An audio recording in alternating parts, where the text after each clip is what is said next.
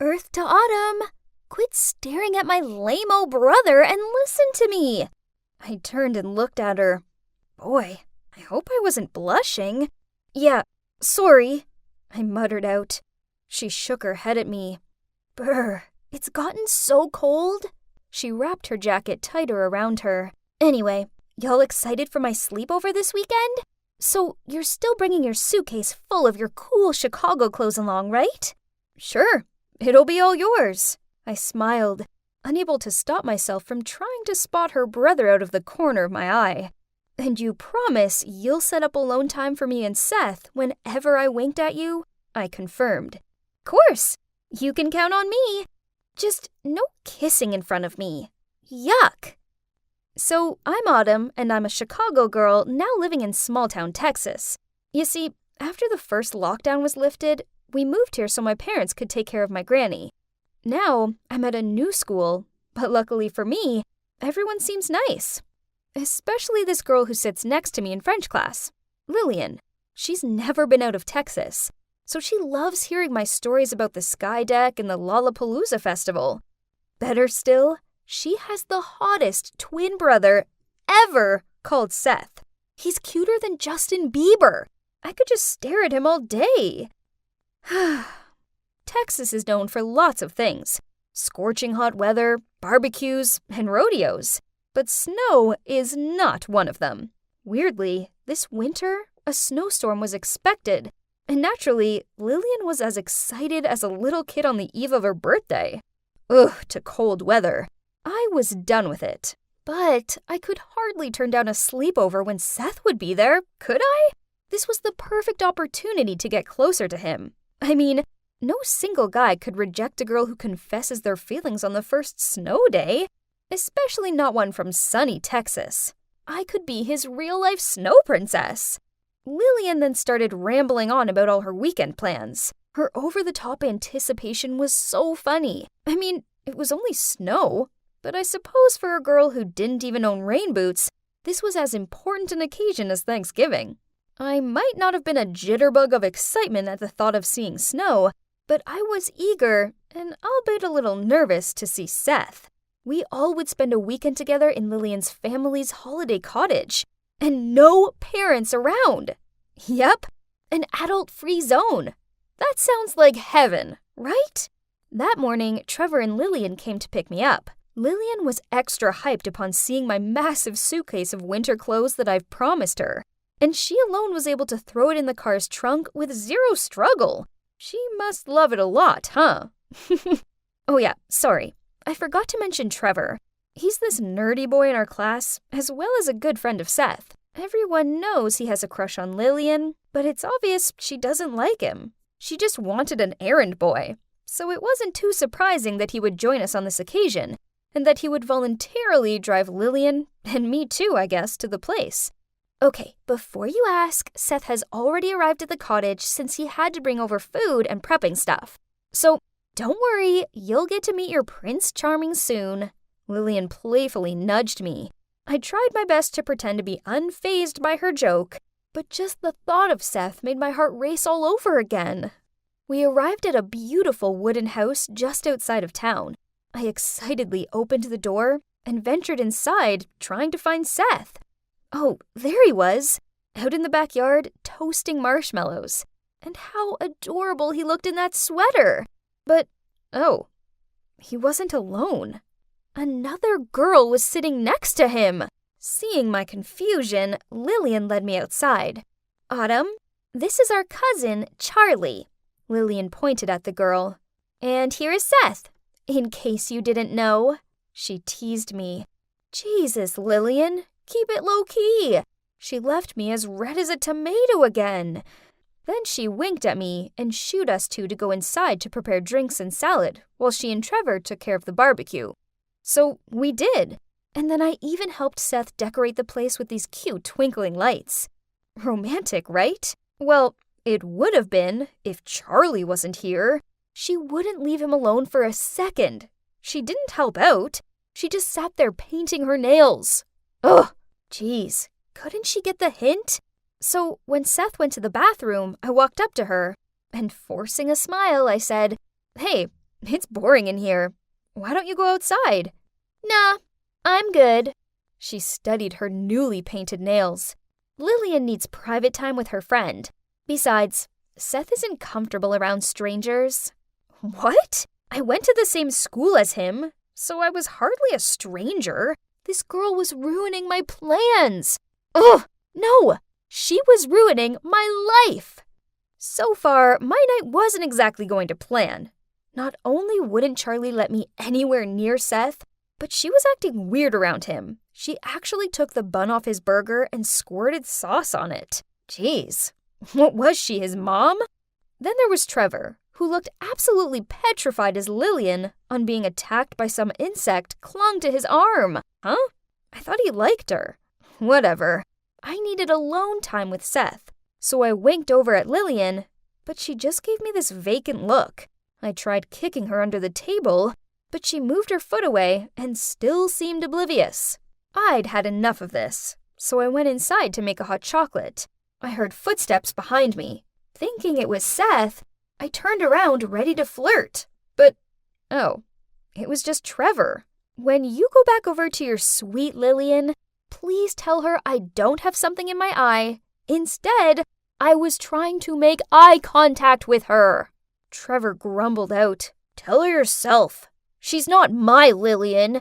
I came here for another reason." Hey, why so grumpy all of a sudden?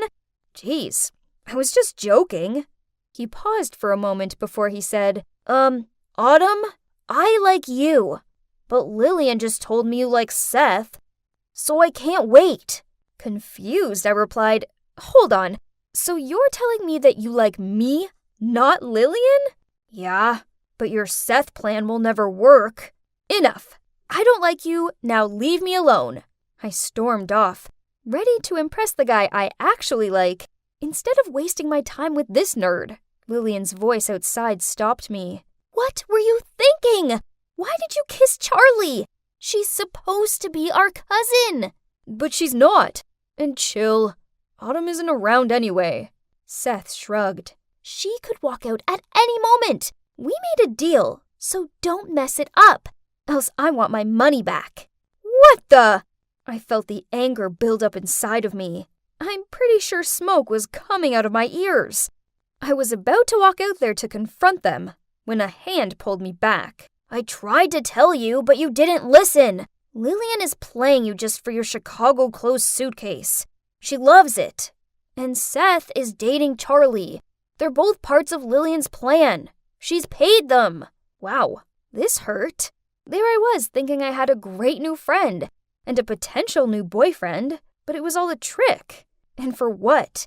A suitcase with a few nice coats in it? I was deliberating what to do next when my phone beeped. It was a weather update. Turns out, the snowstorm was predicted to come sooner and be far worse than originally expected. Then all of our phones started buzzing. It was our parents. They told us to stay inside no matter what, and to make sure we closed all of the doors and windows. The storm soon arrived with vengeance. At first, the others seemed fascinated with staring out of the window at the snowflakes. Not me. Nope. I was just annoyed I couldn't escape these fake people and go home. We gathered around and set up a den in the living room. It was all okay until the phone signal started to go on and off. Then the internet went off completely. Lillian actually let out a scream and banged her phone screen when she realized her latest Instagram photo hadn't finished posting yet. Poor Trevor had to comfort her. It was time to make this night interesting. So smiling, I said, I know what will take your mind off it. Let's play truth or dare. Then I cuddled up to Seth and in a soft tone spoke. Seth, the storm is really freaking me out. He gave an awkward look but replied, It's cool. I'll look after you. Then he placed his arm around me. I looked over at Charlie. She didn't look bothered. Huh? That was odd. So when it was my turn to ask Charlie a truth, I said, I heard Lillian got that scar on her knee during a family trip. Could you tell us that story? Lillian flustered out. OMG, Autumn, your questions are so lame. You're wasting your turn. Charlie looked stunned at first, but then she quickly pulled herself together, laughed, then said, Yeah, Lillian's a goofball and trips over all the time. That time, we kids were having a soccer race, but Miss Competitive over here overdid it and ended up falling flat on the ground. Okay. So she didn't crack, but nor did she actually answer the question. Let's see how long you can keep up that fake facade for. As the night continued, the others seemed to be having a good time. Not me, though. I was still bitter about the whole situation. I was made to look like a fool by not only my friend, but also my crush, and his silly little GF. The annoying thing is if Lillian had just asked me, I would have let her keep whatever she wanted anyway, because I thought we were friends. Lillian started yawning, then announced she was going to bed. No way am I sharing a bedroom with that traitor. And my love rival? No thanks. So I refused to move. But where will you sleep? Don't be ridiculous, Autumn. Yeah, come on in. You'll freeze to death down there. I'm fine. Just go. I'm a Chicago girl, remember? Do you call this a storm? Please. I've been through colder summer days. I smirked. But they kept going on and on. Nice try. As if you guys really care. Gotta give credit for their acting, though. Then at least let's get you some warmer clothes. I agree. But her suitcase is still in Trevor's car. I have an idea. She winked at me, then yelled up the hallway, Seth, could you please help Autumn get her winter clothes from Trev's car? Are you mental? It's freezing out there. And pitch black. You girls are so annoying. Eventually, Lillian and Charlie gave up trying to persuade me and threw me a blanket. Finally, some alone time away from those fakes. I curled up on the couch and took a deep breath to fall asleep. Only half an hour later, I was still tossing and turning. I had a lot on my mind, and the wind outside was howling.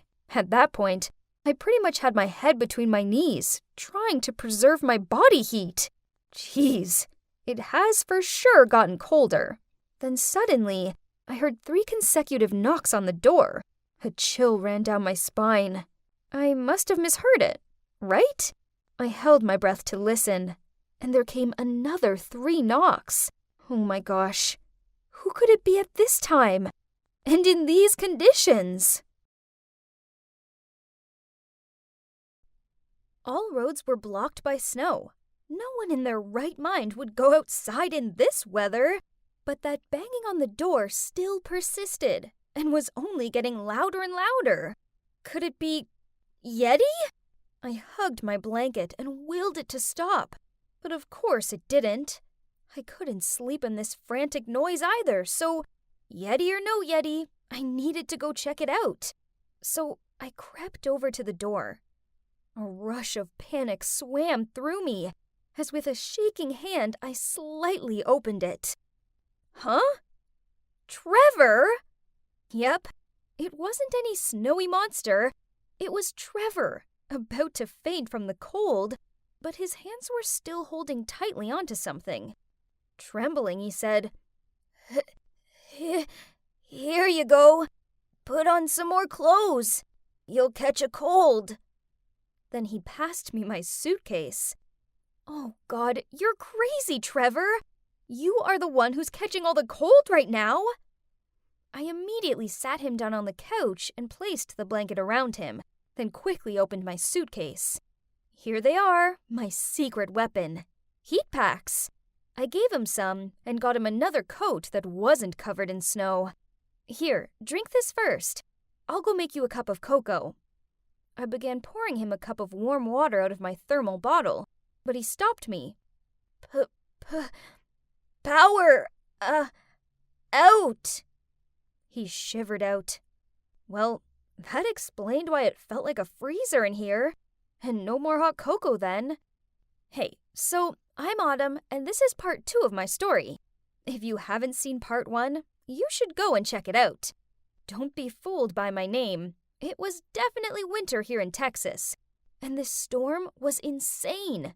Shame I was stuck in a holiday cottage with my treacherous best friend Lillian, her lying twin Seth, and his secret girlfriend Charlie. Ugh. Turns out, Lillian just wanted my Chicago clothes, and everyone besides Trevor was in on it. Back to Trevor. and I didn't want his death on my watch, so I rubbed his arms in a bid to defreeze him. When he looked like he'd thawed out a little, I raised an eyebrow and asked him, "Why did you go outside in this?" Well, the power went out. I knew it'd be Antarctica for you in here without a heater, so I wanted to go get you the suitcase. But I ended up locked out, so I had no choice but to wake you up to get in. I'm sorry." "What are you sorry about? It was just a little dumb of you." After that, we chatted about stuff. To be honest, I was super touched by what he did. While everyone was still deep asleep, here he was, thinking about me and risking his life to help me. Okay, so maybe I was a little harsh to him earlier when he confessed that he liked me. But hey, that could still just be him trolling me. I mean, I have a valid reason not to trust anyone under this roof anymore. I guess I must have fallen asleep as, the next morning, I woke up to Lillian frantically shaking me. "Hey! Wake up! We're in big trouble!" Oh, so they'd finally noticed the power was out. I passed everyone jackets and heat packs from my suitcase. Look, guys, layering up in these conditions is vital. Then I looked at Seth and Trevor. Even if that does mean wearing my pink pom-pom hat and squeezing into my rainbow-padded coat. We couldn't help but burst out laughing. At least there's something fun to brighten up this situation. Then we started prepping to face this apocalypse. And I was the captain. Because, hey, I'm the one who had the most experience with snow around here. Time was of the essence, so I quickly went to check the faucet. Luckily, the water was still running, though the flow was a little weak. Quick, get anything that can contain water. We should store as much as we can before the pipes freeze up. Ugh, look at Seth and Charlie, being all playful and flirty, forming a bucket brigade, with Lillian too. What a thorn in the eyes.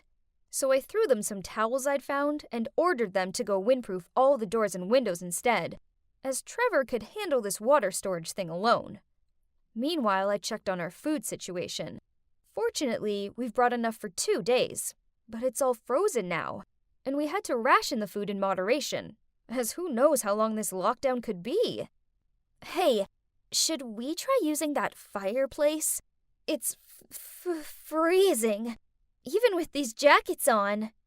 Yeah, Seth, why don't you figure it out? Then we started cleaning up all the stuff in front of the fireplace, so Seth could give it a try. But oh boy, what did I expect? The most he managed to make was black smoke. Forget it. This is probably just a decorative fireplace. Y'all so dumb. Then Trevor appeared out of the basement with an armful of wood. No, for sure it's usable. Look, I even found wood and coal stored here. Let me try. He knelt down in front of the fireplace and started clearing the blockage to the chimney. After some time, it worked. Whoa, we had fire! We all whooped and jumped about like lunatics. Then Lillian wrapped her arms around Trevor's neck and kissed him on the cheek. Blushing, he immediately wiped it off with his hand, which then left some coal stains on his face. It was so funny. Trevor was our true hero again. While Seth... Well, thank God I didn't have a crush on that loser anymore. Poor Charlie. Have fun being stuck with that useless dude. Thanks to Trevor, we now had a fire to keep warm and to cook our food on. So we'd be fine, right? Oh no! My phone's dead! Just when I think I caught a tiny bit of signal. Gimme! Don't you know we can charge your phone with fruits? Seth grabbed Lillian's phone and charger and took them into the kitchen.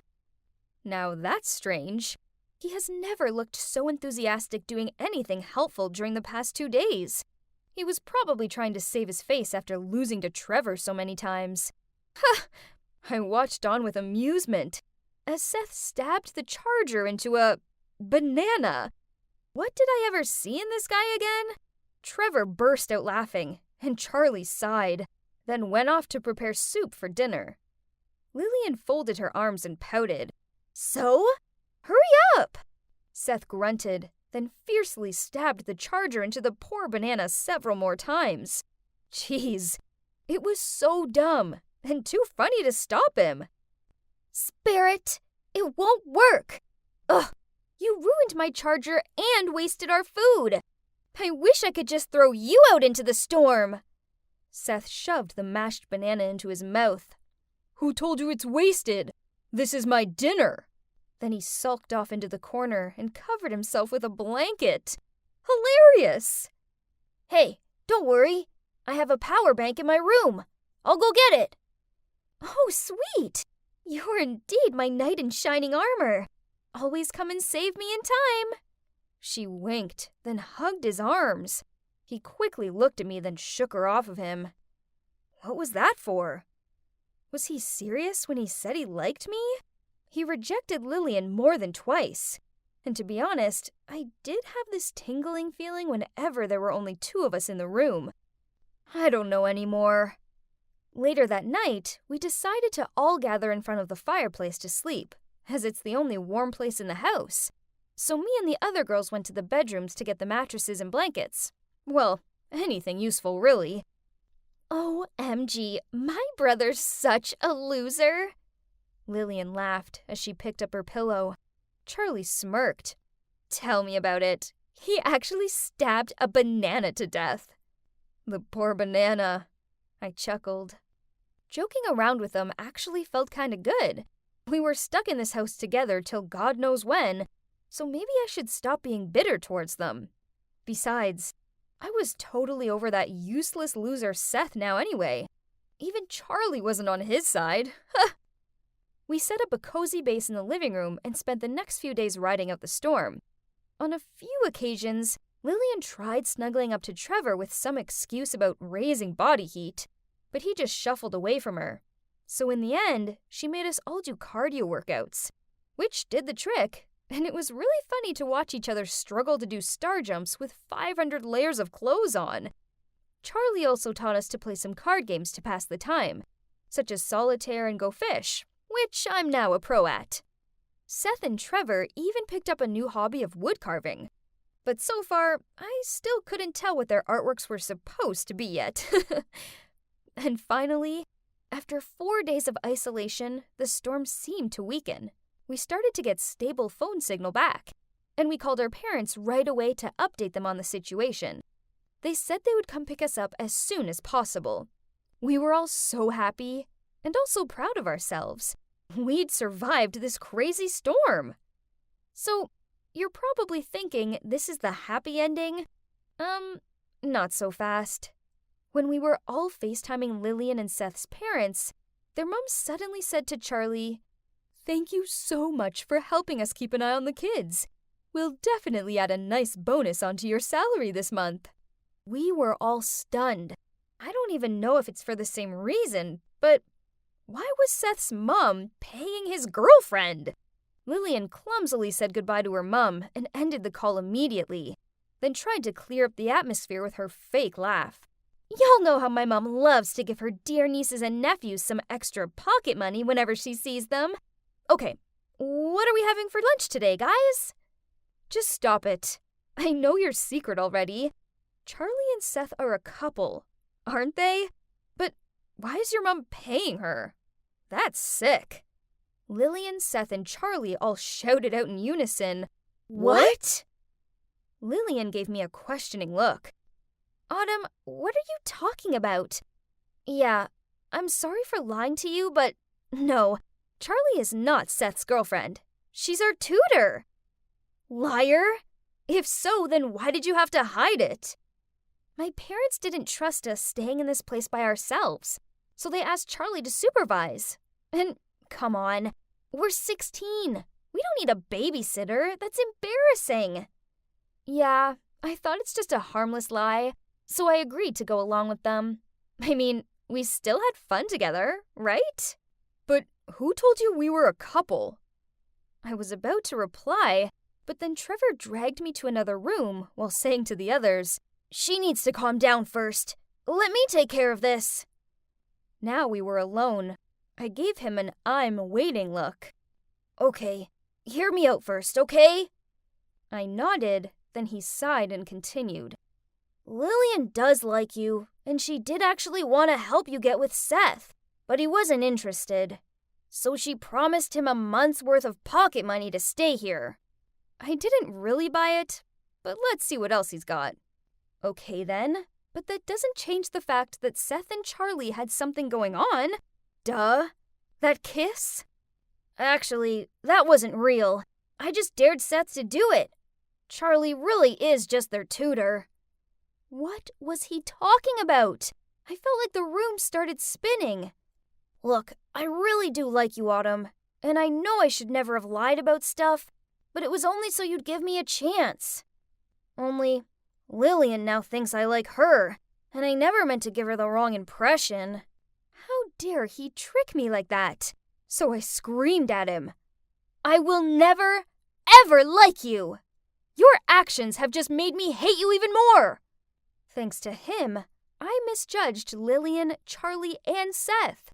Although, to be honest, Seth might not have been a liar, but he was still so not my type.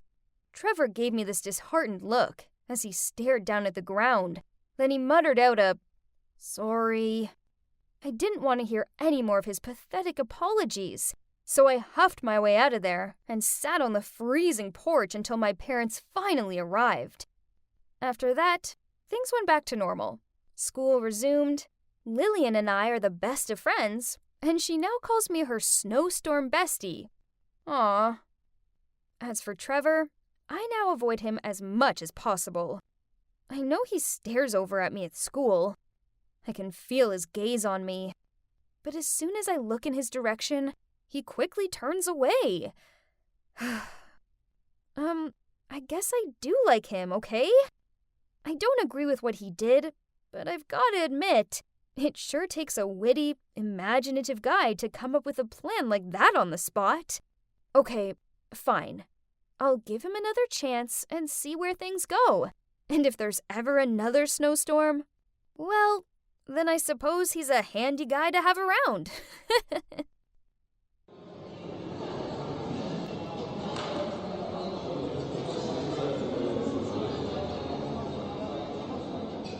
Hey, what's with the long face?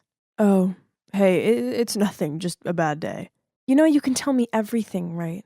I'm your best friend, so I know when something is up with you. Spit it out. Okay, you're right, as always. I think you should hang on to something, because this is shocking news. Oh my god, who is that? He looks so gorgeous. Sue, are you even listening? Huh? What did you just say? I turned to him, but he mumbled out typical, then walked away. Jeez, what's his problem? Oh, that was Lucas earlier, my best friend since kindergarten. Don't mind him, he's always like this, but whatever, let's get back to this handsome guy. So it turns out his name is Alex, and he's new here. I knew it, because such a pretty boy like him would never go unnoticed by me. The next morning, I couldn't wait to walk to school with Lucas. I had some amazing news to tell him. It happened to me the night before, during my shift at the diner. Lucas, you won't believe who was in the diner yesterday. Robert Downey Jr.? What? No, it was Alex, the new student. Gosh, Lucas, you've got to help me get his attention. You're on the baseball team together, right? Huh? Do you like that guy? Seriously? Duh. I mean, look at him. He's like Timothée Chalamet's twin brother. So will you help me? Please? Ugh, fine. I did hear him say he likes girls on roller skates. I have an idea. The next time he comes to the diner, serve him on skates. It's a sure way to impress him. Oh, yes, that's a great idea. I hugged Lucas to thank him. So the next time Alex came into the diner, I took out my roller skates and was ready to serve him his spaghetti. I'm kinda a novice on skates, so I slowly slid over to him. So far, so good, until I didn't see that somebody had spilled their milkshake all over the floor. And yes, of course, I slipped. Oh no! I quickly covered my head to avoid the spaghetti plate, but, The plate had fallen on the floor, but where was the spaghetti? I looked around. Oh, snap! I found it! It landed on Alex's head. It was so humiliating. But worse still, as hard as I tried, I couldn't get back on my feet. Ugh, stupid skates. I repeatedly apologized to him. At first, Alex looked totally shocked.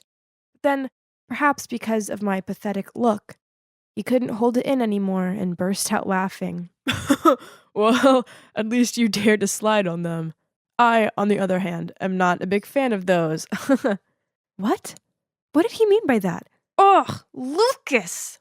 The next day, I went looking for Lucas to confront him. He was easy to find, as he was in his favorite place to browse in town, the sneaker store. Why did you tell me Alex likes roller skates? Because he definitely doesn't. Maybe I misheard him. Oh, wait, he likes girls in superhero costumes. That's right. What? That sounds ridiculous. Forget it, I'm not listening to you anymore. Go give your advice to some other poor girl, not me. What's up with Lucas? Why would he give me such bad advice? It's like he wanted me to fail. But why? Oh my goodness. Was he, maybe, into me? Nah, nonsense. Still, I had a feeling about it. So I decided to avoid Lucas as much as possible. I came up with loads of excuses not to hang out with him, such as Mom was driving me to school, and I was skipping lunch because I was on a diet.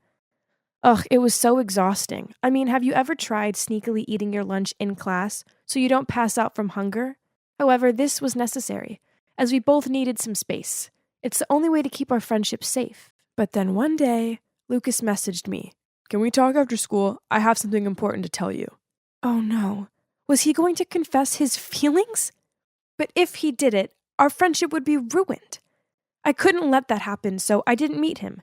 Instead, I ran straight home. He called me a bunch of times, but I ignored them all. I ghosted him, to be exact. Jeez, I wasn't proud, but I had to save our friendship from stupid Cupid. But then the next time I saw him, he only gave me a hurt look, then purposely walked off in the other direction. Oh no.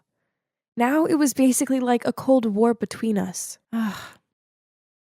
We might not have been hanging out with each other, but I was still keeping an eye on Lucas. I'd been watching him for a couple of days, and it looked like he was having a tough time. He must have figured out my rejection, so now he was miserable. Oh, dear Lucas, I didn't want this to happen, but I can't risk losing our friendship.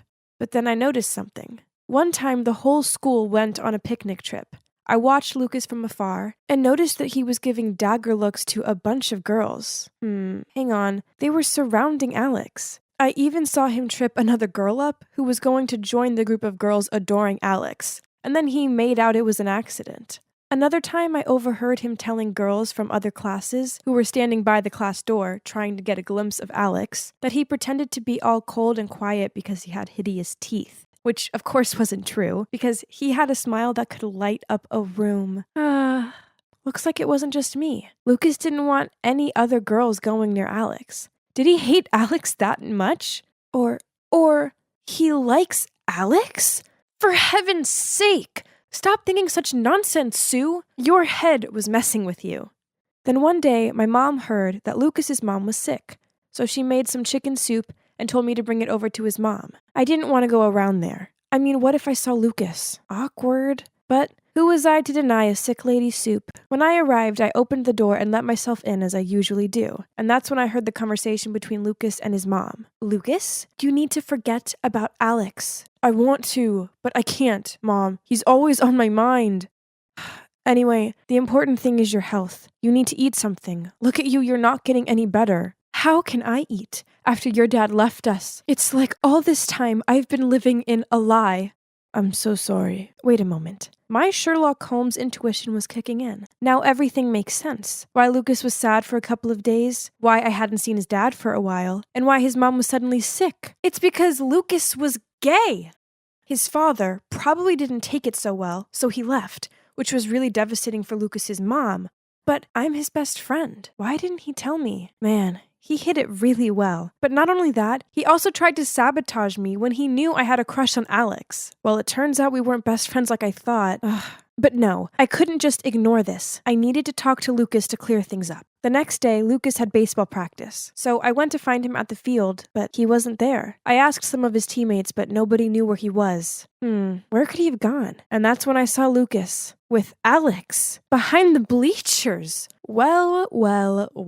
Look at them. A lovey-dovey. They talked for a bit, then each of them walked away in a different direction. I watched them from a distance with my arms folded. That traitor! I was so ready to yell in Lucas's face. And that's when our eyes met. He was startled when he saw me, like he'd just been busted. Well, it was technically the correct word to describe the situation. Sue, what are you doing here? Why do you look so flustered? Come on, I know about your relationship between you and Alex, so you don't need to hide it anymore.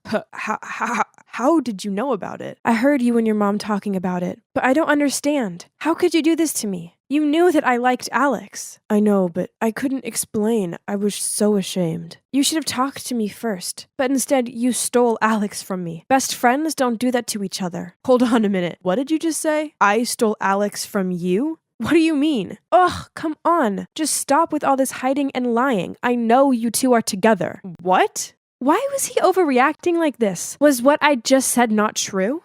Well, turns out it wasn't. I was totally wrong. Just one thing was for sure. My detective intuition sucked. And that's when Lucas told me the truth. Lucas and Alex weren't in love. Lucas even hated Alex because he's Lucas's half-brother. Oh my.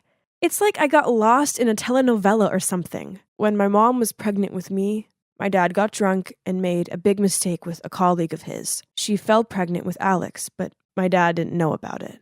Then, a month ago, Alex's mom was diagnosed with a serious illness. She didn't want him to end up alone if she couldn't make it, so she showed up in Dad's life again and messed everything up. Oh my God. So that's why Lucas's mom all of a sudden got so skinny and sick. And Lucas's dad didn't leave them. No, it's because his mom kicked his dad out of the house. I wanted to tell you in the canteen the other day, but you were too starry-eyed over Alex to listen. This made me mad, so I tried everything to prevent you from getting close to him. My family's broken because of him, so I don't want my best friend to fall for someone like that. Oh, it turns out I'm a really bad friend.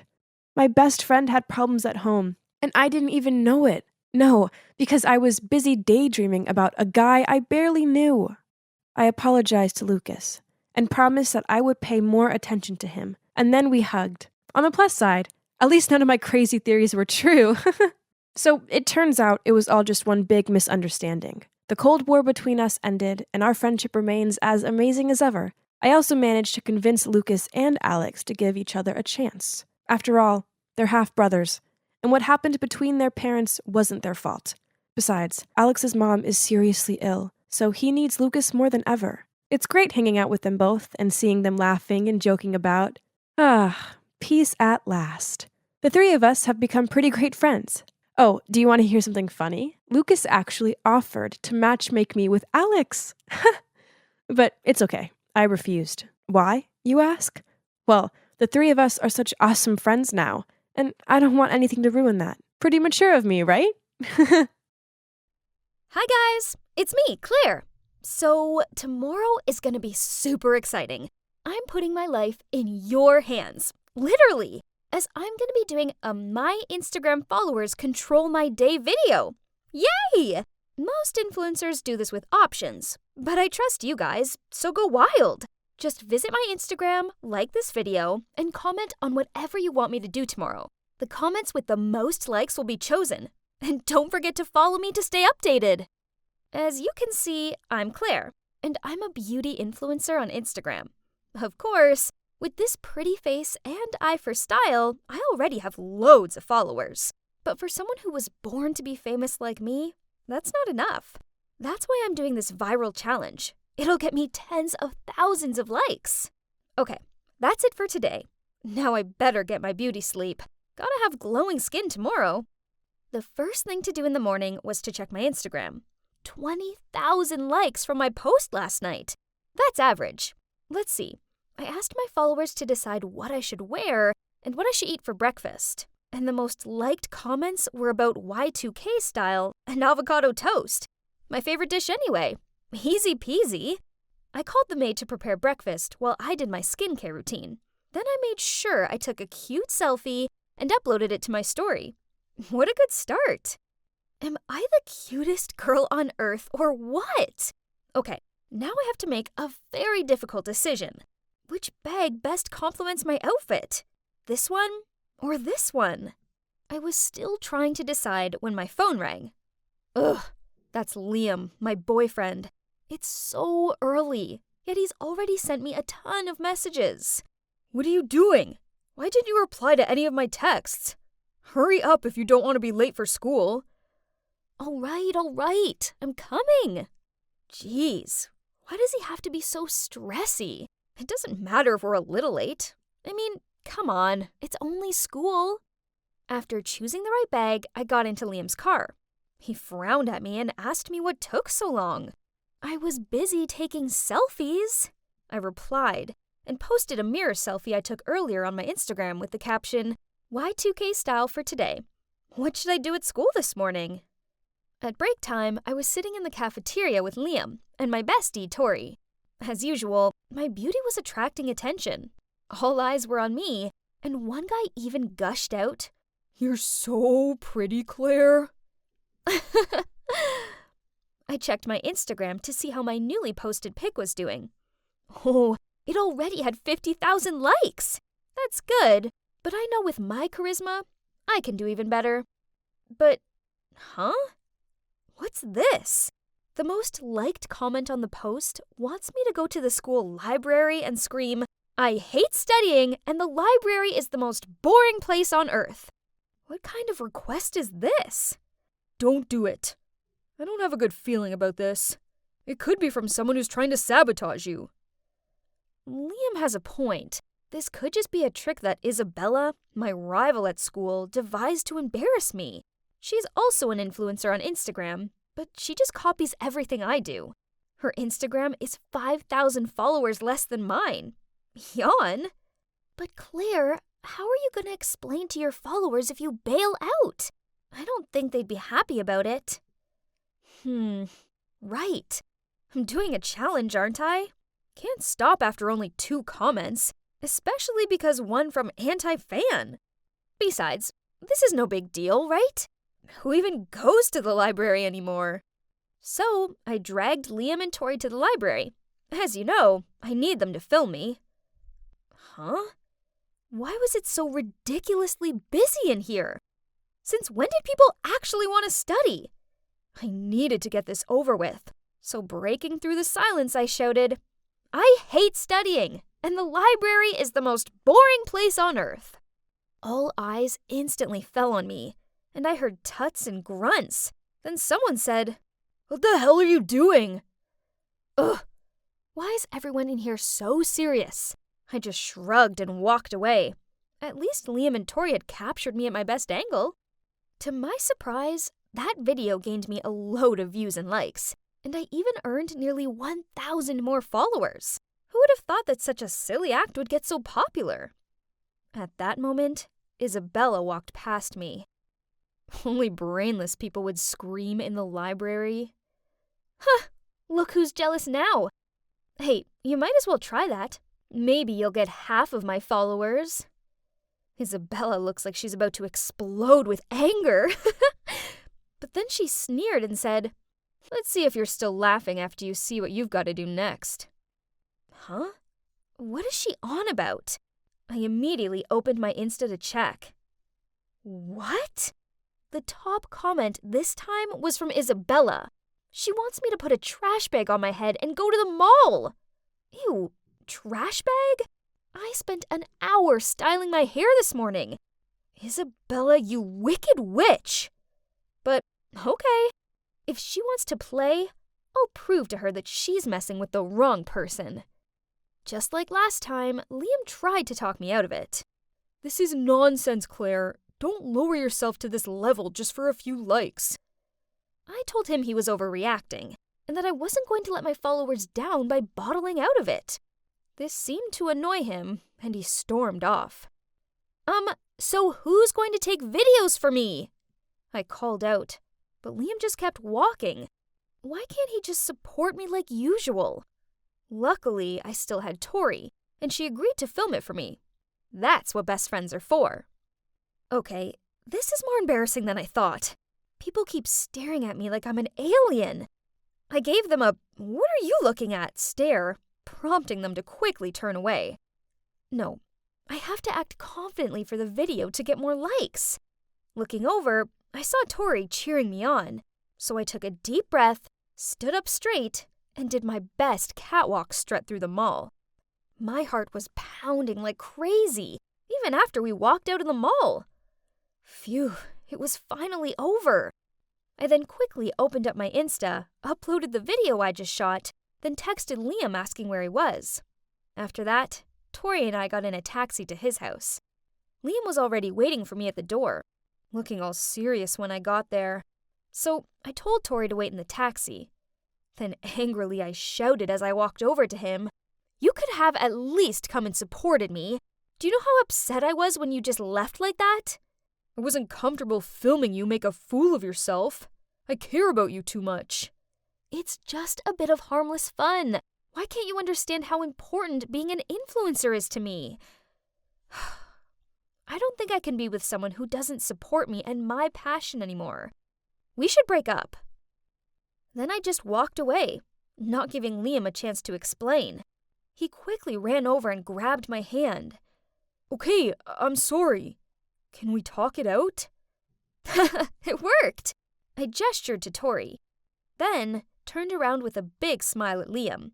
"Can you believe the followers want me to test your love by pretending to break up with you? I'll show them how much you love me." But then, unexpectedly, Liam angrily shouted, "What? So I'm just another tool to get likes for your Instagram? If you want to break up, then fine. We're done." Then he stormed into his house and slammed the door. I stood there open-mouthed. How could he break up with me? In the whole 2 years we've been together, I've never seen him this mad. I'll let him chill for a bit and talk to him tomorrow. He'll have calmed down by then. Right? Look, Claire! Your shopping mall video has already reached 100,000 likes! Oh my god, what is this? People are going crazy for my videos. They say I'm so confident, wearing a trash bag and still looking stylish. I look like Kendall Jenner. And my followers also increased by 5,000 people. At least this is worth the effort I put in. The next morning, I waited for Liam to pick me up. But he never arrived. When I got to school, I tracked him down and asked if he was still mad at me. "You're so addicted to social media. I don't even know who you are anymore." Then he walked off. At that exact moment, Isabella walked towards me. Wait, why is Tori with her? "Hey, loser, you're in so much trouble." What does that mean? I looked at Tori in confusion, but she just lowered her head and quickly followed Isabella. Feeling something was wrong, I immediately opened Instagram and... oh my god. What are these comments? Such an attention seeker. She's willing to do anything just for some likes. I heard that her boyfriend broke up with her. No surprises there. What is this? I did all these things at their requests, and now I'm the one receiving all the hate? Suddenly, the principal announced via the loudspeaker that I had to go to his office. As I walked in, I saw my parents sitting there. Turns out news of what I did at the library had spread. But not only that, someone even accused me of stealing from the shopping mall. Huh? I didn't steal anything. To prove my innocence, I gave the principal my bag to check.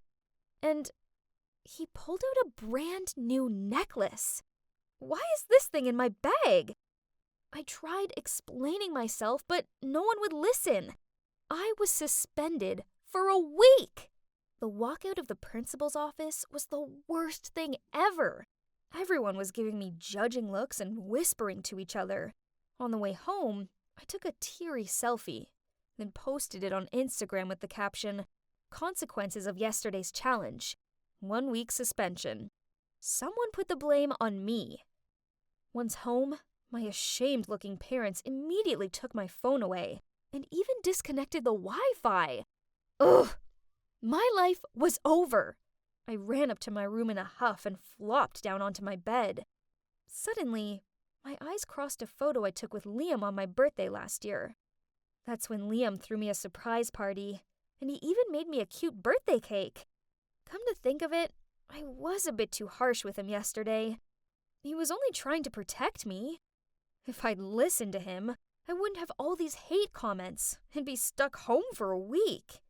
I hurt Liam just to gain more followers. How could I be so stupid? I wished I could apologize to him right now, but...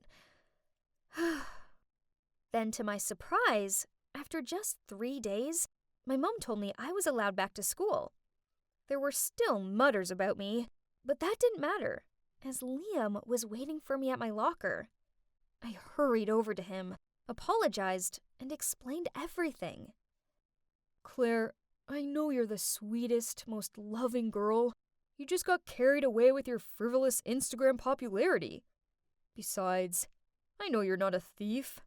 Then Liam told me that out of suspicion, he asked to check different CCTV at the shopping mall and discovered that it was Tori who dropped the necklace box into my bag. Turns out, she was only hanging out with me because I was famous and rich. So when Isabella paid her, she turned 180 degrees, running after Isabella and playing tricks on me. Liam reported this to the principal, and now both of them have been suspended. That's it. Chasing after popularity on the internet didn't bring me any real friends, but only virtual fans, and a fake friend, sadly.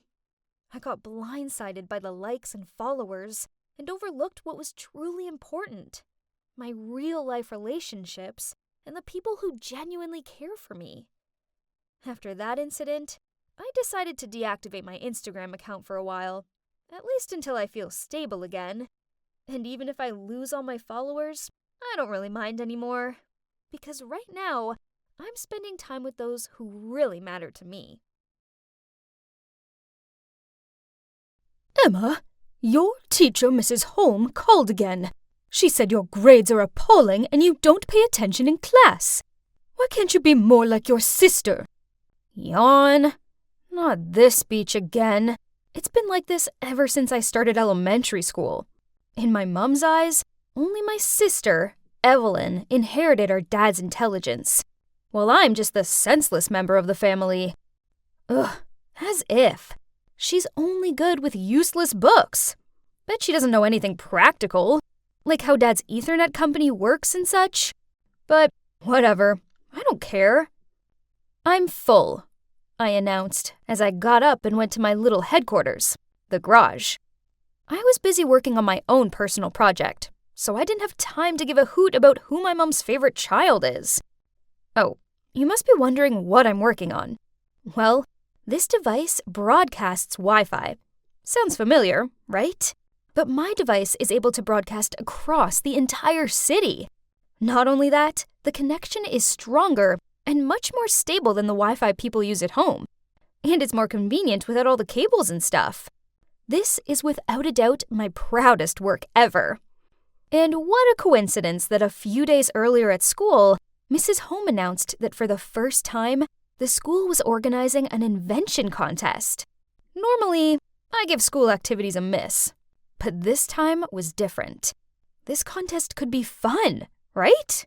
There was no time to waste, so I put all my spare time, day and night, into making my invention contest ready. And you won't believe what happened. I won first prize. And that's not all. One of the judges, Mr. Johnson, was so interested in my invention that he offered to invest in it. At first, I was kind of scared and hesitated to agree because, I was still in high school. But this was an opportunity of a lifetime, so how could I deny it, right? So after that, Mr. Johnson sorted out a manufacturing company and office space for me downtown. This is cool, but I prefer to work in my garage. It's just more convenient that way, with me still being at school and all. I upgraded my device and launched it to the public. And you know what? It was a huge success. Pretty much everybody in the city got rid of their old, laggy Wi-Fi devices and accessed mine. Then one day, I got a call from the local news channel asking to interview me and my family at home. Oh my god, yes! Oh, there's just one snag. I hadn't told my family about it yet because, I don't know. Maybe I just know there's no way they'd believe me? Like the time I got an A in my physics exam, and my mom instantly asked if I cheated. But, well, whatever. This is much bigger than that. So I quickly ran downstairs to the living room and excitedly told my family that the invention benefiting the town was mine. But Mum and Evelyn burst out laughing. So you're telling me that this Wi-Fi, which is broadcasting across the entire city, is your invention? Yeah, Mum, it's mine. Then Mum and Evelyn laughed even louder. Honey, it's bad enough you're failing at school. Please don't start lying. Ugh, forget about it. Why did I even try? Then, the morning after, when the doorbell rang, my mom opened it and saw a reporter and a cameraman. She couldn't believe her eyes. Mum and Evelyn exchanged panicked looks, then rushed upstairs to prepare. It was so hilarious. The hysterics continued as they interviewed my parents. I watched my nervous, sweaty dad stand there like an awkward statue, while Mum began bragging about me like, as soon as Emma was born, I knew she was a genius like her dad. I always encourage her to pursue her dreams. Jeez, and the Oscar goes to my mom. I didn't know she could act that well. To be honest, since I could remember, Mom never said anything nice about me. Ever. But now that she knew I was the mastermind behind the town's Wi-Fi, she would probably treat me differently. Right? Wrong. Then one night I came downstairs for a glass of milk and overheard Mom and Dad talking in the living room. Emma is such a selfish child. How badly will this affect your business? The truth is, the company's going through tough times. But don't worry, we're trying everything we can. Huh? Did I do something? And what's wrong with Dad's company? I tried to eavesdrop more, but suddenly I heard my dad standing up from the couch, so I quickly ran upstairs to my room. The next day, Dad forgot to take his lunch with him to work, so Mom asked me to take it over. But when I got to his company floor, it was deserted. Huh? Where was everybody? Did everybody get a day off or something? But that couldn't be it, right? That evening, over dinner, I asked Dad. I went to your office at midday, but not a single person was there. What's going on?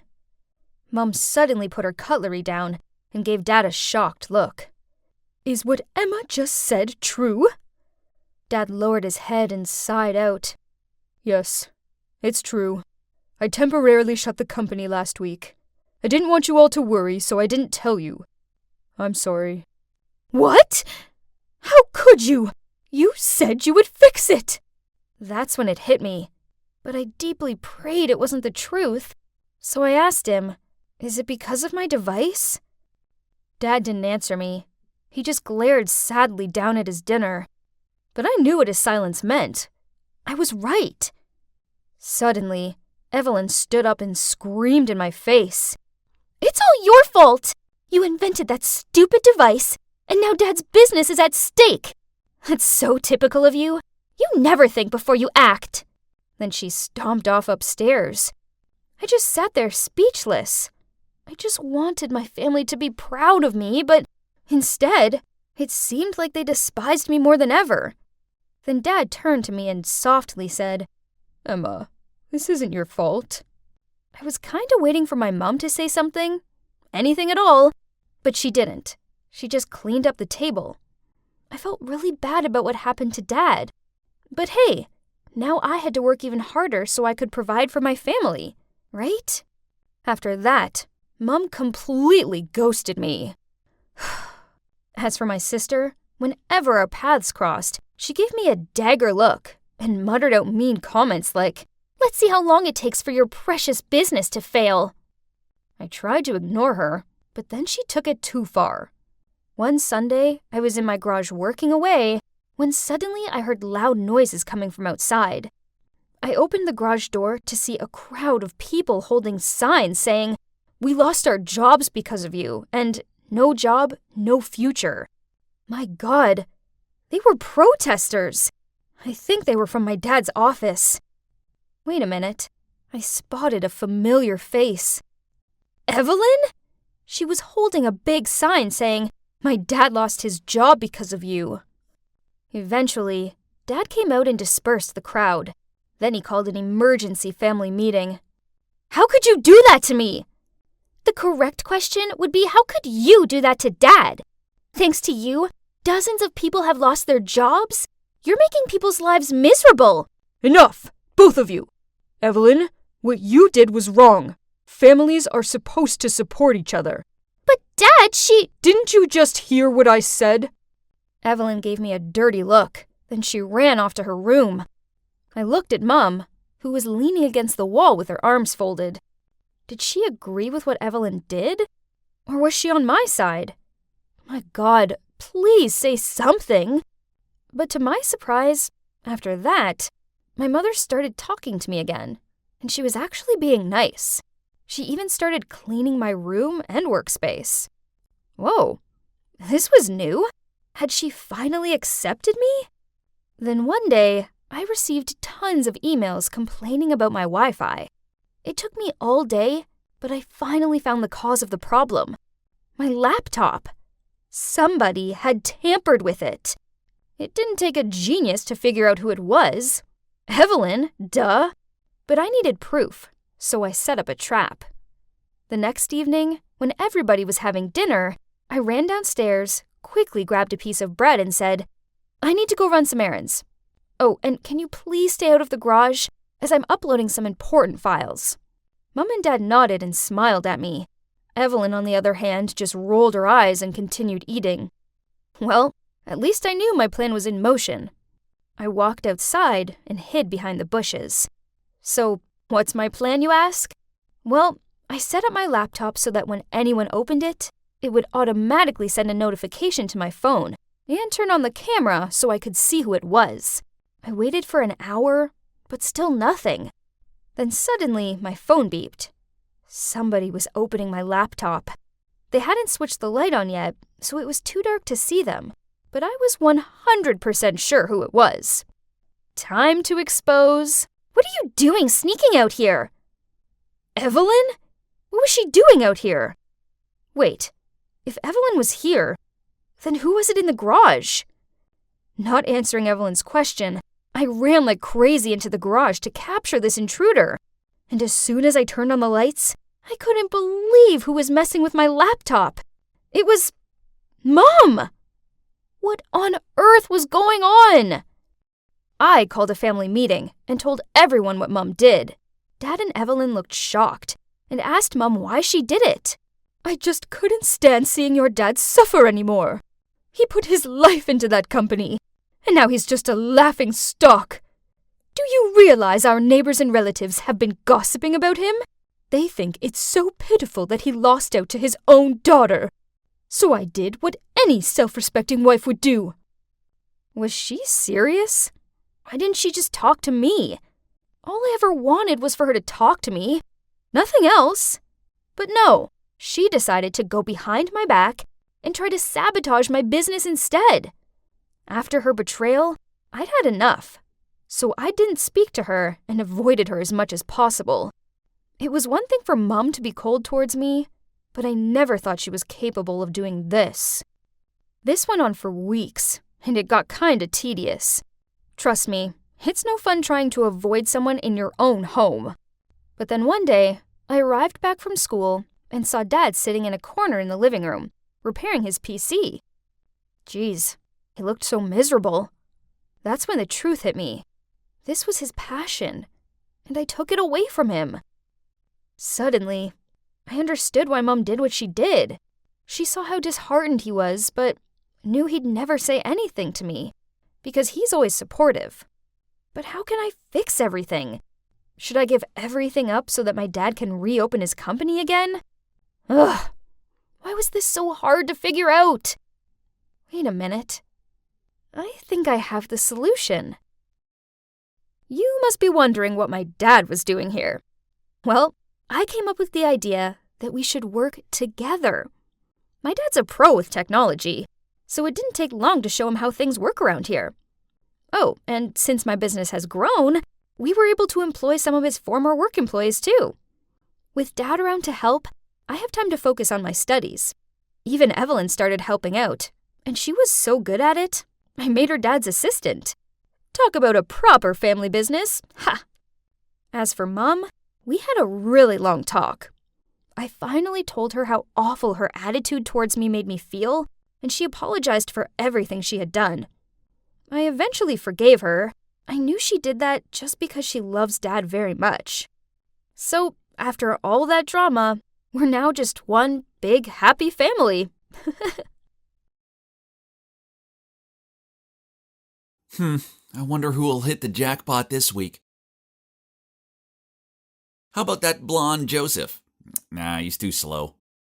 Or there's Arthur. But last time that weakling even struggled to carry my tray of food.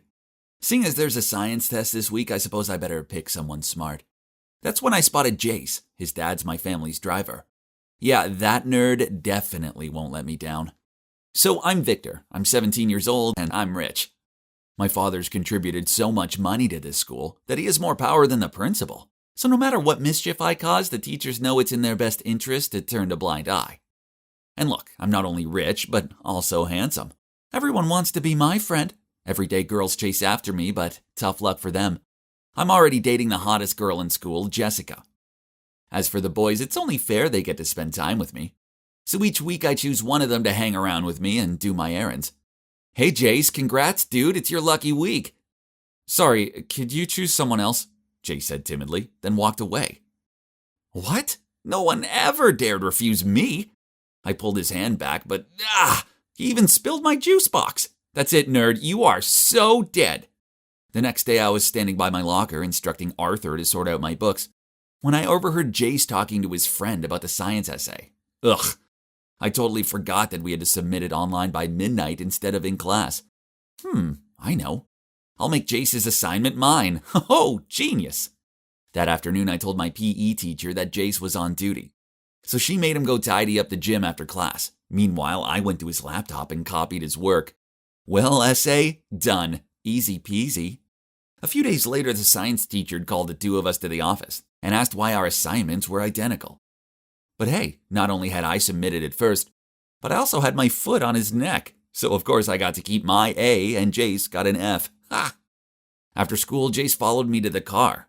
Then when I was about to get in, he leaped in front of me and slammed the door shut. You're a cheater. You stole my assignment. Nah, I'm the one who has to say that. I submitted it first. Hearing us arguing, Jace's father stepped out of the car and frantically apologized to me for what his son did. You should know who you are. Your dad's just a servant, which makes you nothing. I smirked.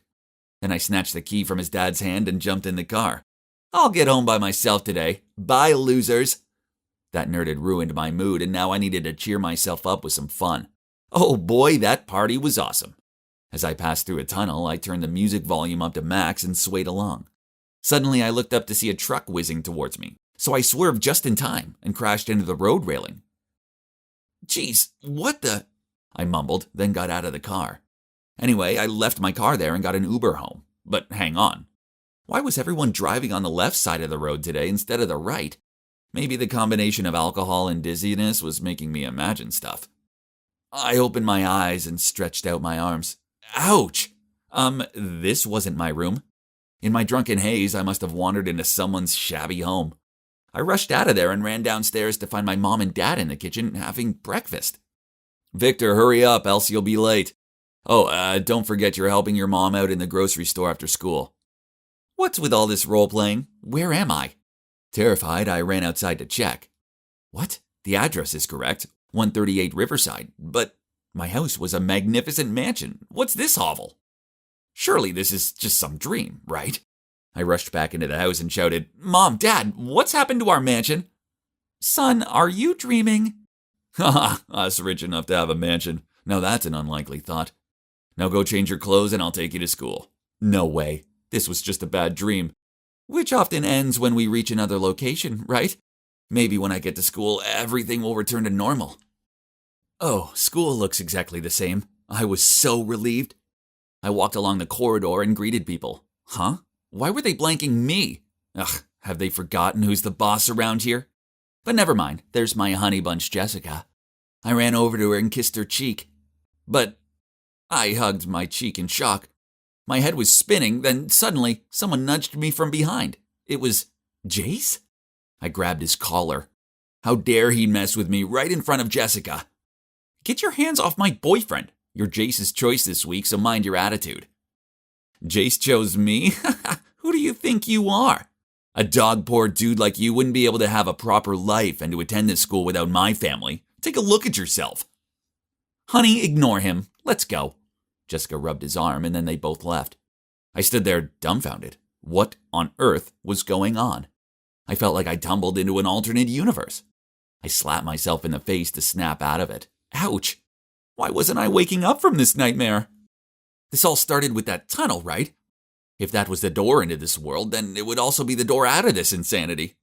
So I got in a cab to go back there. But wait, where was the tunnel? I made the driver go back and forth a few times, but it wasn't there. Then I ran out of money for the ride back, so the driver just left me there. Bewildered, I wandered around aimlessly till I reached a grocery store, where I spotted my mom working. Gosh, my mom, who always had servants around, now had to work her butt off? I couldn't bear seeing her like this and rushed over to help her. The next day I woke up early and thought that I'd choose a decent outfit to go to school. Well, life has to go on, so while I'm still stuck here, I should at least play my part. But, this version of me has terrible fashion taste. And look, now I've turned into a real nerd. I need to change it up a bit. When I arrived at school and opened my locker, there was a list of orders from Jace. What? Clean all of the dirt off his sneakers? This was nonsense. So I threw the piece of paper into the trash. Then out of nowhere, Arthur quickly picked it up and whispered into my ear. Dude, I suggest you do as Jace says. Why? He's ridiculous. To keep the peace. No one actually likes him. We're only nice to him because we don't want any trouble. And seeing Jace approaching, Arthur hurried away. Over the next few days, I saw it firsthand. People sucked up to Jace, but then behind his back, they were mean about him. He walked around like he ruled the school. He even got one kid expelled just because they reported him when he cheated on an exam. Such a spoiled brat. Also, Jessica was such a gold digger. One time I caught her flirting with one of those basketball guys. I even overheard her say, if Jace wasn't a rich kid, I wouldn't look at him twice. He's just an ATM to me. Hang on, if Jess thought that about Jace, then did she think the same way about me when we were dating?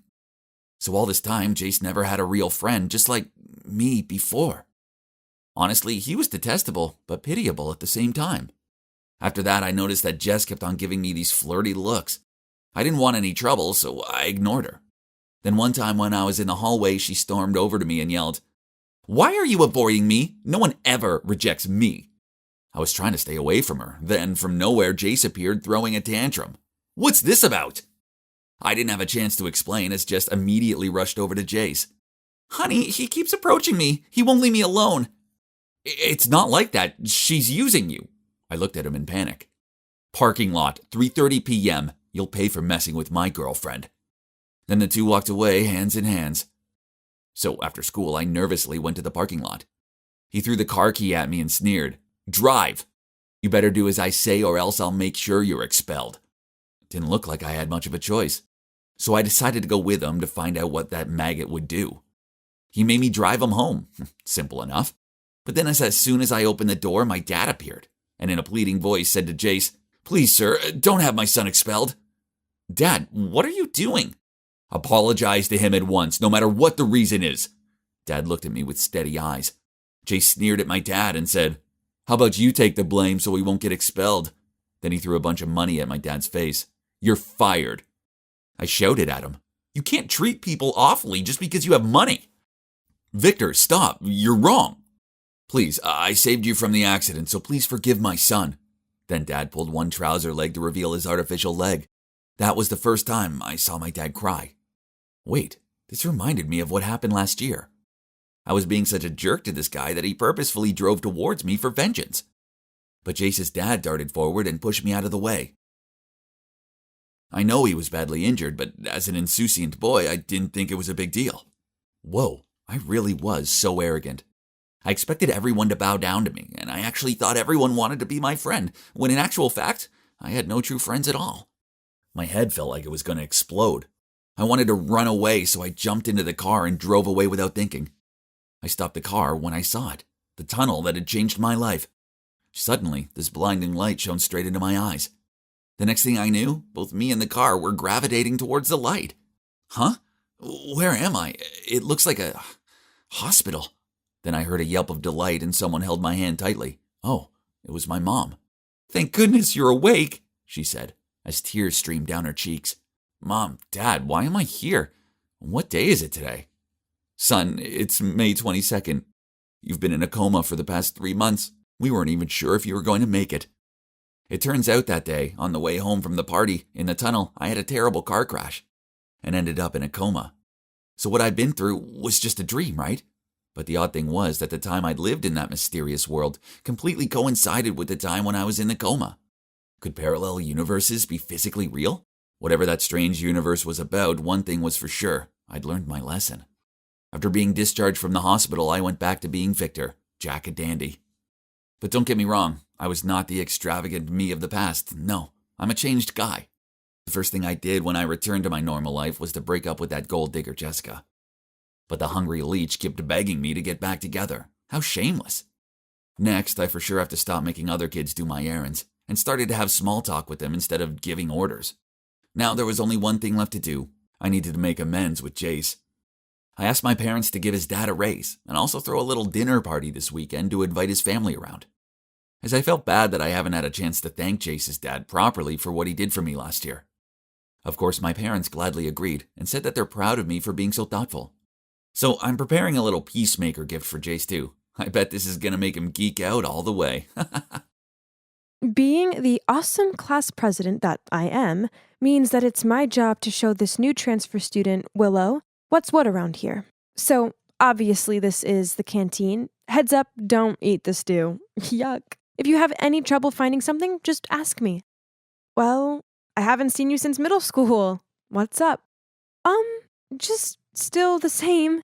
Okay. Oh, you must be confused, but actually I already know Willow. You see, we went to the same middle school together, but to be honest, we never really talked to each other back then. She seems to still be as quiet as always. Oh, and by the way, I'm Natalie, but you can call me Nat. The next few days, I saw Willow always sitting in a corner of the classroom and doodling. She looked kind of lonely, so being a nice person, I decided to sit and talk to her. Hey, Willow, nice shirt. She just gave me this weak smile, then continued doodling. Ugh, talk about awkward. The best thing I could do was just to stupidly smile back, then swiftly left. I didn't really bother with Willow after that. I mean, I said hi if we passed in the hallway or something, but that was it.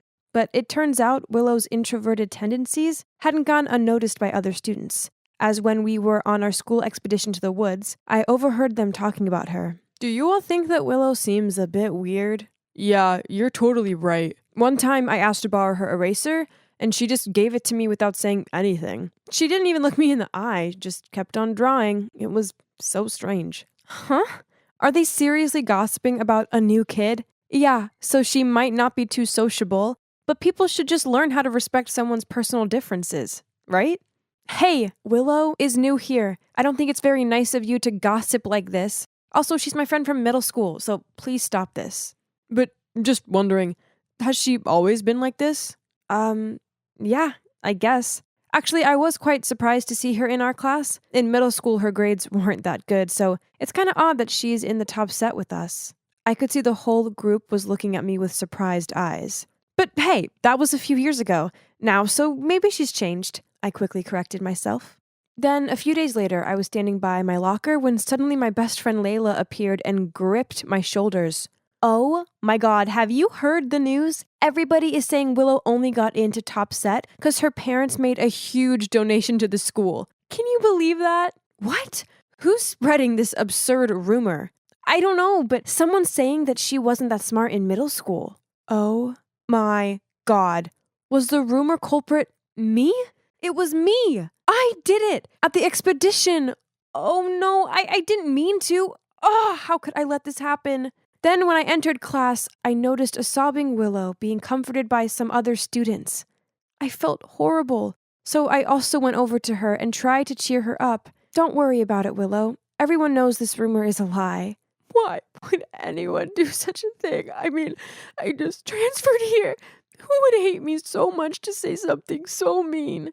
Oh man, I sure felt guilty. Oh, could things get any worse?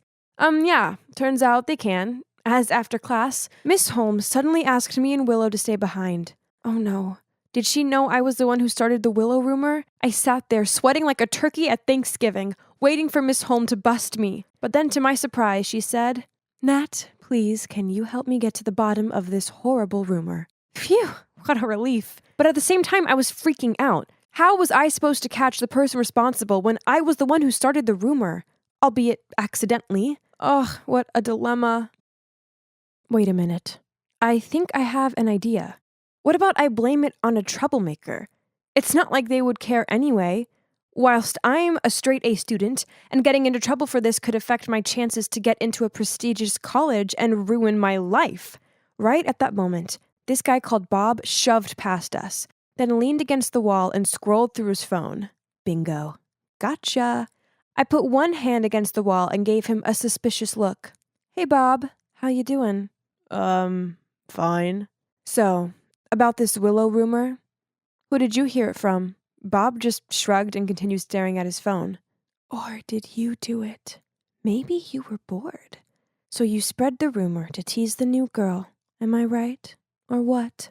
Only by then, Bob looked at me. What? Are you crazy? I don't know this Willow girl. Besides, I was off all last week sick. Now leave me alone. Oh man, this was a massive fail. Now what should I do? I needed a minute to think. Okay, don't panic, Nat. You're smart, so you'll think of something. That's when I turned and caught a glimpse of Willow's sad face.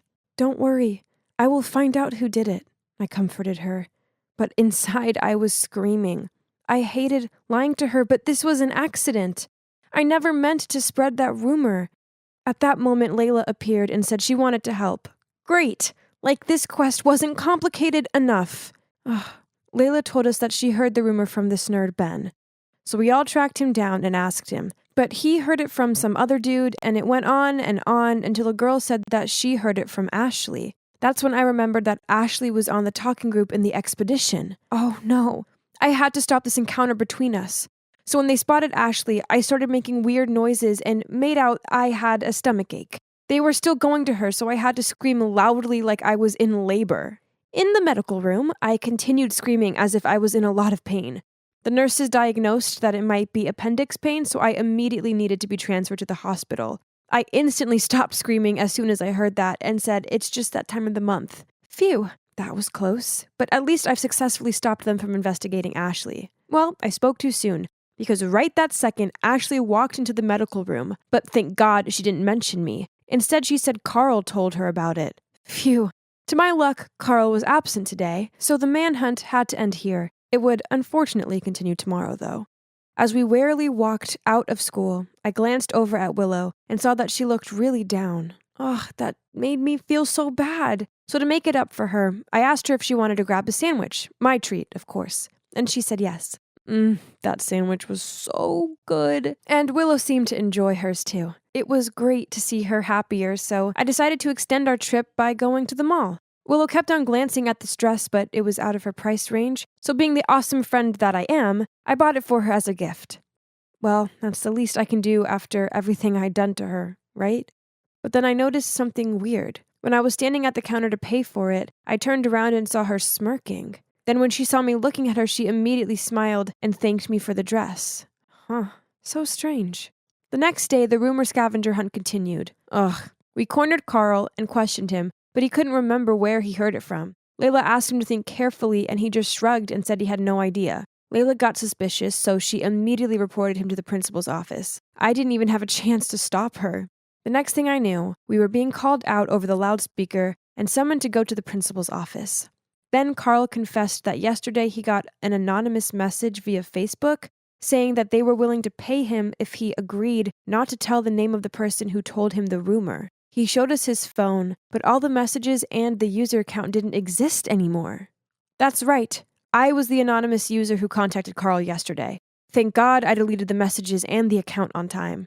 But things weren't that simple. The principal decided to suspend Carl for withholding information. Finally, my plan worked. But why wasn't I feeling happy about it? On the contrary, I felt bad. Really, really bad. Blaming someone for my mistake wasn't right. I couldn't do that to Carl. So I stood up and blurted out, "It was me all along. I started the rumor, but it was an accident." Well, and that's it. Cue a 2-week suspension. Now Willow is refusing to hear my apology, and everyone else thinks I'm some villain. Only Layla has stuck by my side and remained adamant there was more to the story. Then, a few days later, when I was trying to curb my boredom with potato chips and a Love is Blind marathon, Layla came by and told me the shocking news. There may be a chance that I wasn't the person who spread the rumor about Willow. The thing is, Layla continued asking around school and ended up with a girl named Rosa, who had a reputation for gossiping. Rosa told Layla that she was in the bathroom when suddenly a girl in the cabin next to her started telling her about the rumor. Rosa found it odd, so she bent down to see who it was, but the only thing she could see was a pair of pink Nike Air Force One. Then Layla asked me, "You know who always wears those, right?" I nodded. "But objectively, there could be other girls who own the same shoes, correct?" Fortunately, Rosa also noticed an important detail that will help us close the case. The right shoe has a tear mark. I checked our suspects' shoes, and they match. So we finally knew who really did it. We just needed a plan to trap them. The next day, we called Willow to meet us at a cafe and told her that we found the real culprit. But when Willow arrived, she immediately got mad and yelled at me. "Stop blaming it on somebody else. Maybe the person heard you when you were speaking about me during the expedition trip." As soon as Willow said that, Layla and I immediately looked at each other and grinned. "What's so funny? I never told you that I spread the rumor at the expedition. I didn't even tell the principal. I only confessed that I was the one who said it. That's all." Willow looked shocked. Then we told her about Rosa and how she saw Willow's shoes, so Willow couldn't deny it anymore. "Okay, it was me. I've never liked you, and you think you're so perfect. So at the expedition, when I overheard you talking about me like that, it made me so mad that I came up with the idea to spread the rumor about myself and then blame it on you. So you'd look like a horrible person and I'd get people's sympathy. A genius plan, right? Oh my, oh my. Who would have thought that the victim herself was actually the one who did the crime?" Layla got so mad that she immediately wanted to report Willow to the principal, but I stopped her. I realized that it was partly my fault too. If I hadn't told people anything about Willow, then this never would have happened. So, well, after that, Willow and I stopped talking to each other. Actually, if I see her in the hallway, I'll purposefully walk the other way. But anyway, thanks to this incident, I learned some valuable lessons. Never, ever gossip, as it's just not worth it. And also, choose your friends wisely. I'd just climbed back into the room when suddenly I heard a voice. "Jasmine, how come you're only getting home now?" I turned around to find Emma standing there. "That's my business." "Don't come home late like this again, okay? You'll be grounded if your dad finds out." I shrugged and closed my door without saying anything. Yep, that's Emma, my stepmom. She doesn't actually care, she just pretends to. If it wasn't for her telling my dad to forbid me from singing, then I wouldn't have to sneak out to go practice like this. Different day, same story. Yet again, I've had to lie about going to my singing practice. Honestly, I can't wait to be an adult so I can do whatever I want. "Dad, I'm going over to Mix to study," I said as I headed for the door. Suddenly, Emma pulled me back and handed me a bottle. "Huh? Licorice tea? Drink this after practicing. It helps keep your voice clear." Then she winked at me. Huh? So she knew I'd lied about where I was going, yet still she'd helped me? Maybe, just maybe, I've been misunderstanding her this whole time? Later that night, Emma suggested we should go for a picnic on the weekend, and for once, I excitedly agreed. But when the weekend rolled around, there was this hectic snowstorm. Emma kept looking out at the snow with disappointment written across her face. That's when the idea hit me. How about we have an indoor picnic? Yes, that's right. That's a great idea. And so, we set up the tent right in our living room, and we were having the best time, when suddenly, the doorbell rang. I got up to answer it, and standing there, covered in snow, was a woman. She suddenly ran at me and said, "Oh my gosh, Jasmine, you've grown up so fast! I've missed you so much!" Before I could understand what was going on, Dad shouted, "Megan, I can't believe you have the nerve to show up here like this. I know you won't accept my apology, but you don't understand. I had to see her. I've missed her every single day." Oh my God. So, that woman was my mother? I couldn't hold back my tears and ran straight over to hug her. I swear I'd been waiting for this moment for years. Mom gently stroked my hair and then turned to my dad. "Can I stay here for a while? Just to make it up to my beloved daughter after such a long time being apart, Elvis?" "Are you joking? Get out of my house!" "Dad, please let her stay. Please." But no matter how much I begged, Dad wouldn't give in. And so I turned to Emma for help. "Elvis, just let her stay here. If Jasmine wants to be with her mom this badly, we should let them have some time together. Come on, darling." I looked at Emma with so much appreciation, then turned those puppy eyes towards my dad, and eventually he reluctantly nodded his head. "Yay!" I shouted and led Mom to my room. From that day onwards, I spent most of my free time with her. We went to the movies together, shopping together, and honestly, it was the happiest I'd ever felt.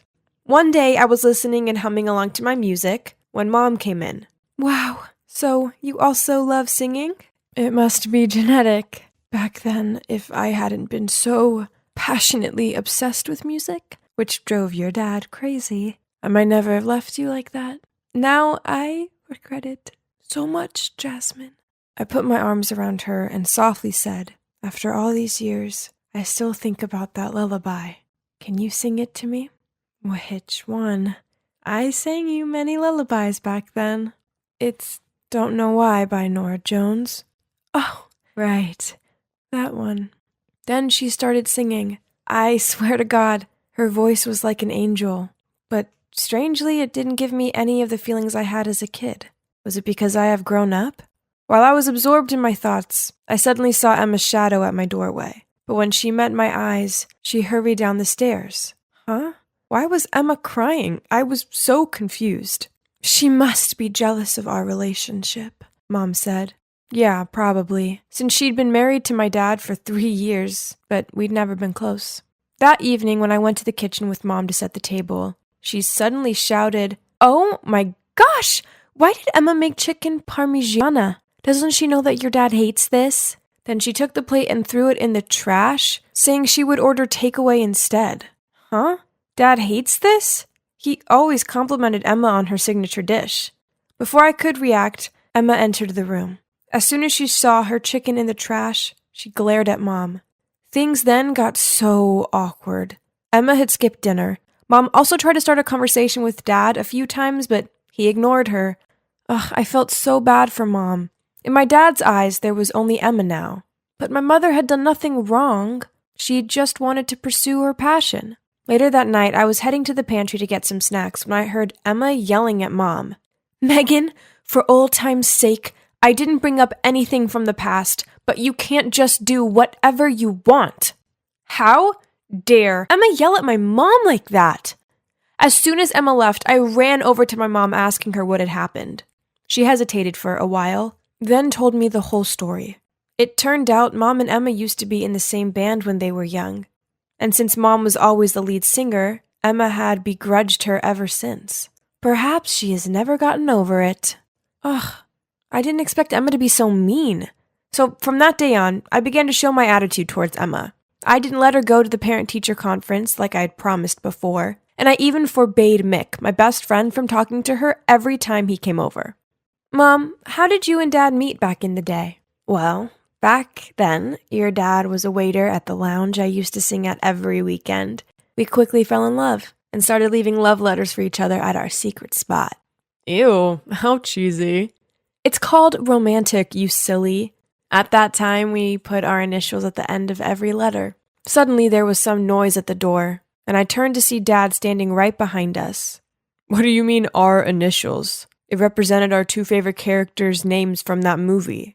Yes, it was the initials of Monica and Quincy in the movie Love and Basketball. Dad gaped at Emma in surprise as she continued. I was the one writing letters to you that year, but when I got to the meeting spot, I saw you and Megan together, so I left. Dad and Emma looked at each other, then turned to stare at Mom. Actually, back then I liked you so much that I pretended to be Emma, but it's not that important. In the end, you were still into me and we got along really well, right?